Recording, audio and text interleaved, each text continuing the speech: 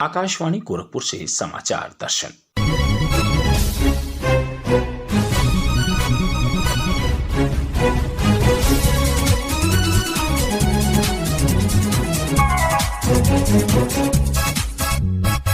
इस अंक में पूर्व मुख्यमंत्री कल्याण सिंह की पहली पुण्यतिथि पर उनकी प्रतिमा का अनावरण और आजादी का सफर में आज बिहार के मुजफ्फरपुर के खुदीराम बोस स्मारक स्थल का इतिहास।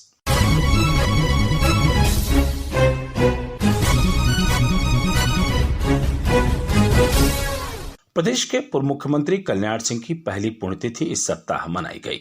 मुख्यमंत्री योगी आदित्यनाथ ने राजधानी लखनऊ के Kalyan Singh super speciality cancer संस्थान में स्थापित उनकी प्रतिमा का अनावरण किया। इस अवसर पर अपने संबोधन में श्री योगी ने कहा कि स्वर्गीय कल्याण सिंह ने मुख्यमंत्री के रूप में अपने कार्यकाल के दौरान समाज के हर वर्ग के हितों को ध्यान में रखते हुए कार्य किया। उन्होंने कहा कि प्रदेश में सुशासन वाली पहली सरकार वर्ष 1991 में कल्याण सिंह के नेतृत्व में बनी थी। श्री योगी ने कहा कि कल्याण सिंह एक कठिन दौर में राज्य के मुख्यमंत्री बने। उन्होंने कहा कि स्वर्गीय कल्याण सिंह ने अपने कुशल नेतृत्व से प्रदेश की सांस्कृतिक और आध्यात्मिक धरोहर को अक्षुण्ण बनाए रखने के कार्य की शुरुआत की थी। भाइयों बहनों, जब सुशासन की बात आती है तो आजादी के बाद पहली ऐसी सरकार जो हम सबकी स्मृतियों में है और जिस सरकार ने जो कहा सो करके दिखाया, वह सदैव बाबूजी कल्याण सिंह जी की ही सरकार थी जो 1991 में बनी थी। जिस सरकार ने प्रदेश में सुशासन के कुछ मानक तय किए थे, उस मानक के अनुरूप अपने कार्य पद्धतियों के माध्यम से पहली बार गांव, गरीब, किसान, नौजवान, महिलाएं, समाज के प्रत्येक तबके के हितों के साथ ही अपनी सांस्कृतिक और आध्यात्मिक धरोहर को अक्षुण्ण बनाए रखने के लिए भी कार्य की शुरुआत की। ये वह कालखंड था जब उत्तर प्रदेश एक संक्रमण के दौर से गुजर रहा था। पूर्ववर्ती सरकार की नीतियों के कारण प्रदेश में जगह जगह दंगे हो रहे थे, प्रदेश में आतंकवाद की सुगबुगाहट हो रही थी। उन स्थितियों में स्वर्गीय कल्याण सिंह जी ने उस कालखंड में प्रदेश की बागडोर संभाली। कार्यकाल एक बहुत सीमित समय का था, लेकिन उस सीमित समय के कार्यकाल के दौरान ही सरकार की धमक क्या होनी चाहिए या उन्होंने उस समय साबित करके सुशासन के पुख्ता नींव जो डाली थी, वही पुख्ता नींव आज प्रदेश के समग्र विकास का आधार बन रही है। आज आदरणीय प्रधानमंत्री जी के नेतृत्व में जब उत्तर प्रदेश देश की सबसे बड़ी अर्थव्यवस्था बनने की ओर अग्रसर है, मैं मान सकता हूं कि सुशासन की उस नींव को आधार देने में 1991 में सरदेव बाबूजी के नेतृत्व की सरकार की जो कार्य पद्धति थी, वह भी कहीं न कहीं निर्णायक साबित हुई। मुख्यमंत्री ने कहा कि प्रदेश सरकार स्वर्गीय कल्याण सिंह की मंशा के अनुरूप समग्र ग्राम में विकास की कार्ययोजना को आगे बढ़ा रही है। उन्होंने कहा कि वर्ष 2017 से पहले प्रदेश में ग्रामीण क्षेत्र अंधकार में डूबे रहते थे, लेकिन आज गांव में एलईडी लाइट की जगमगाहट समग्र विकास की तस्वीर प्रस्तुत करती है। आज मुझे प्रसन्नता है कि सरदेव बाबूजी की प्रथम पुण्यतिथि पर इस कैंसर इंस्टीट्यूट पर उनके व्यक्तित्व के अनुरूप और उनके परिवारजनों की भावनाओं के अनुरूप, उनके अनुयायियों की भावनाओं के अनुरूप इस प्रतिमा का, इस भव्य प्रतिमा का लोकार्पण का कार्यक्रम संपन्न हुआ है।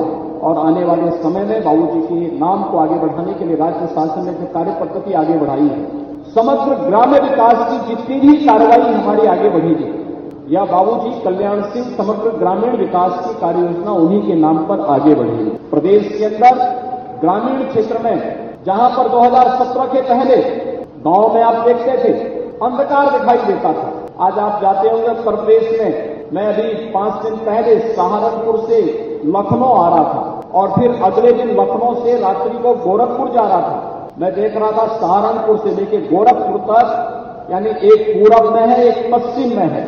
मुझे चारों ओर जहां भी मैं नजर दौड़ाता था, हर गांव में एलईडी स्ट्रीट लाइट जगमगा रही थी। यह स्वर्गीय बाबूजी के व्यक्तित्व का करामात है कि बाबूजी कल्याण सिंह समग्र ग्रामीण विकास की जिस कार्य योजना को वर्तमान में राज्य शासन आगे बढ़ा रही है, उसके तहत हर ग्रामीण क्षेत्र में एलईडी लाइट की जगमगाहट भी प्रदेश के समग्र विकास की तस्वीर को प्रस्तुत करता है। मुख्यमंत्री ने कहा कि राज्य सरकार ने स्वास्थ्य क्षेत्र के बुनियादी ढांचे को सुदृढ़ किया है। उन्होंने कहा कि कोरोना महामारी के संकट के समय प्रदेश ने अपनी क्षमता का प्रदर्शन किया। उन्होंने कहा कि आज उत्तर प्रदेश एक जनपद एक मेडिकल कॉलेज की दिशा में आगे बढ़ रहा है। इस सदी की सबसे बड़ी महामारी के दौरान उत्तर प्रदेश ने साबित किया है कि इसके अंदर क्षमता है, वह बड़ी से बड़ी चुनौती का सामना कर सकता है और कोरोना जैसी महामारी को नियंत्रण करने का कार्य रहा या बेहतरीन कोविड प्रबंधन का कार्य, आज उत्तर प्रदेश एक जनपद, एक मेडिकल कॉलेज की बनाने की ओर अग्रसर हो चुका है। हमें अपने महापुरुषों को उनके व्यक्तित्व के अनुरूप सम्मान देने और अपनी धरोहर को क्षुण्ण बनाए रखने के कार्य को आगे बढ़ाने की आवश्यकता है। तभी वर्तमान पीढ़ी उनके यशस्वी व्यक्तित्व और कर्तव्य से प्रेरणा ग्रहण करके अपने उज्ज्वल नए भविष्य की तस्वीर को आगे बढ़ा सकती है और यह कार्य उत्तर प्रदेश सरकार आज वर्तमान में कर रही है। देश में स्वतंत्रता संग्राम से जुड़े कई ऐसे महत्वपूर्ण स्थान हैं जो आज भी हमें अपने महान पूर्वजों के अमर बलिदान की याद दिलाते हैं। आइए आज जानते हैं बिहार के मुजफ्फरपुर के खुदीराम बोस स्मारक स्थल का इतिहास।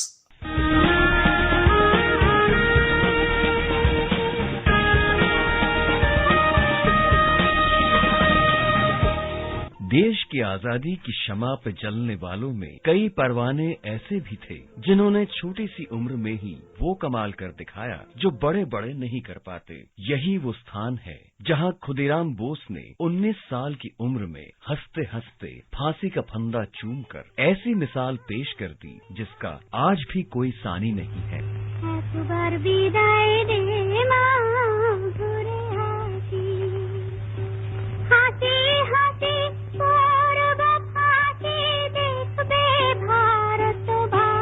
माँ हासी हासी पूर्वो फांसी देखबे भारतवासी, ये उद्गार व्यक्त किया था भारत माता के सपूत अमरवीर खुदीराम बोस ने। फांसी का फंदा लगाए जाते समय वहाँ उपस्थित मैजिस्ट्रेट ने खुदीराम बोस से अंतिम इच्छा पूछी थी। उसी का जवाब बोस ने इन शब्दों में दिया था। भारत को अंग्रेजी हुकूमत की बेड़ियों से स्वतंत्र कराने का जुनून उन्हें सुदूर बंगाल के मिदनापुर से बिहार के मुजफ्फरपुर में खींच लाया। खुदीराम बोस का जन्म 3 दिसंबर 1889 को पश्चिम बंगाल के मिदनापुर जिले के बहुवैनी गांव में हुआ था। उनके पिता का नाम बाबू त्रैलोक्यनाथ बोस और माता का नाम लक्ष्मी प्रिया था। बालक खुदीराम के मन में देश को आजाद कराने की ऐसी लगन थी कि 9वीं कक्षा के बाद ही उन्होंने पढ़ाई छोड़ दी और स्वदेशी आंदोलन में कूद पड़े।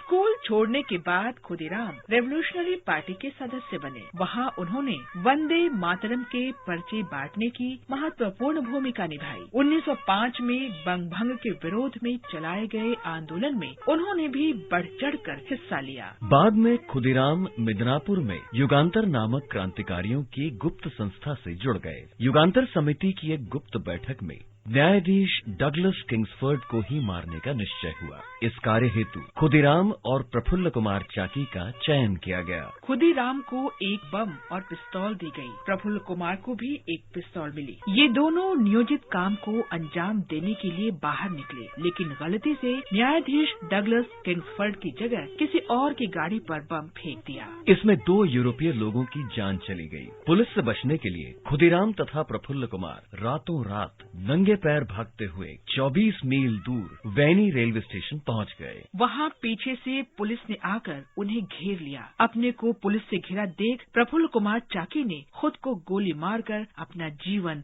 बलिदान कर दिया, जबकि खुदीराम पकड़े गए। 9 जून को मुकदमे की सुनवाई हुई। 13 जून को उन्हें फांसी की सजा सुनाई गई। 11 अगस्त 1908 को मुजफ्फरपुर केंद्रीय कारागार में उन्हें फांसी पर चढ़ा दिया गया। भगवद गीता हाथ में लेकर खुदीराम खुशी खुशी फांसी चढ़ गए।